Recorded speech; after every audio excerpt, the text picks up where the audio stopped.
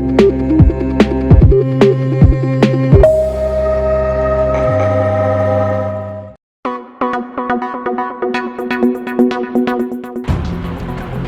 Agung Republik Indonesia menetapkan 2 orang sebagai tersangka dalam dugaan kasus tindak pidana korupsi pengadaan pesawat di PT Garuda Indonesia Persero Tbk tahun 2011 sampai 2021 pada Kamis 24 Februari 2022.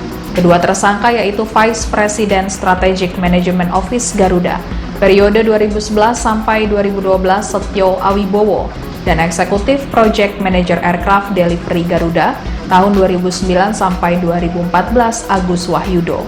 Kedua tersangka diduga terlibat dalam proses pengadaan pesawat ATR 72600 dan bombardir CRJ 1000. Jaksa Agung Sanitiar Burhanuddin mengatakan penetapan tersangka setelah penyidik memeriksa 6 orang sebagai saksi.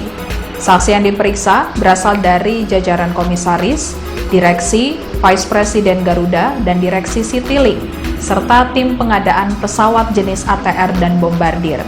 Kejaksaan Agung juga telah menyita sejumlah barang bukti, di antaranya 580 dokumen terkait pengadaan pesawat di PT Garuda Indonesia dan 2 unit ponsel. Kejaksaan Agung langsung menahan kedua tersangka. Tersangka Setio Awibowo dilakukan penahanan di Rutan Salemba Kejaksaan Negeri Jakarta Selatan, dan tersangka Agus Wahyudo ditahan di Rutan Salemba Cabang Kejaksaan Agung. ST Burhanuddin mengatakan pihaknya masih menghitung kerugian negara dalam kasus dugaan korupsi Garuda. Nantinya perhitungan kerugian negara dengan koordinasi bersama Badan Pengawasan Keuangan dan Pembangunan atau BPKP. Kasus ini bermula saat Menteri Badan Usaha Milik Negara atau BUMN Erick Thohir melaporkan PT Garuda Indonesia Tbk ke Kejaksaan Agung atas dugaan kasus korupsi pada Selasa 11 Januari 2022 lalu.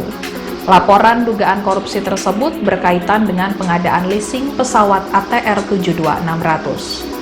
Temuan dugaan korupsi ini dilaporkan oleh Erick Thohir berbarengan dengan bukti audit investigasi dari Badan Pengawasan Keuangan dan Pembangunan atau BPKP. Erick Thohir bertekad tidak hanya membersihkan Badan Garuda Indonesia saja. Kementerian BUMN tidak menutup kemungkinan melaporkan sejumlah perusahaan BUMN lainnya yang memang terindikasi ada dugaan korupsi.